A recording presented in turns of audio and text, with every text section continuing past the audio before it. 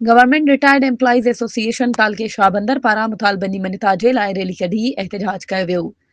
सरकारी रिटायर्ड मुलाज़मन जी तंज़ीम गिरेवा तालके शाहबंदर पारां मुतालबनी मनिता लाइ मोहम्मद सिद्दीक मेमण, अब्दुल गफूर मेमण, अब्दुल हक मेमण, गुलाम रसूल टालपुर, अब्दुल गफूर खत्री, खादिम हुसैन संजराणी, मोहम्मद खान मिमरानी, अली बख्श हालू, अलड़ मीरासी ऐं ॿियनि पारां टाउन कमेटी खां चूहड़ जमाली प्रेस क्लब ताईं एहतजाजी रैली कढी वई। इन मौक़े ते अॻवाननि जो चवणु हो त असां समूरनि रिटायर्ड सरकारी मुलाज़मनि जी पघारुनि मां कटौती कयल ग्रुप इंश्योरेंस बिनोवलेंट फंड ॾिनो वञे। वज़ीर आज़म पारां 2022 में ऐलानियल 10% पेंशन में ॾिना वञनि।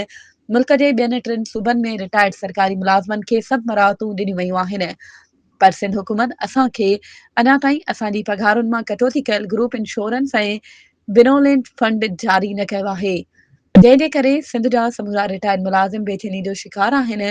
पेंशन ऐं पघार में बराबरी जे बुनियाद ते वाध कई वञे। उन्हनि मुतालबो कंदे घुर कई त असां रिटायर्ड मुलाज़िमनि खे सिहत कार्ड जारी करे पघार मां कटौती कयल ग्रुप इंश्योरेंस ऐं बिनोवलेंट फंड अदा कयो वञे। ॿी सूरत में वक़्त जे हुक्मराननि जे नारवा सलूक ख़िलाफ़ गिरेवा जे प्लेटफॉर्म तां पूरी सिंध में एहतजाज जो सिलसिलो जारी रखियो वेंदो। वधीक ख़बरुनि ऐं अपडेट्स जे लाइ असांजे चैनल खे सब्सक्राइब कयो ऐं हा, बेल आइकन खे प्रेस करणु न विसारिजो त जीअं असांजी हर नई अचण वारी वीडियो तव्हां ताईं पहुचे।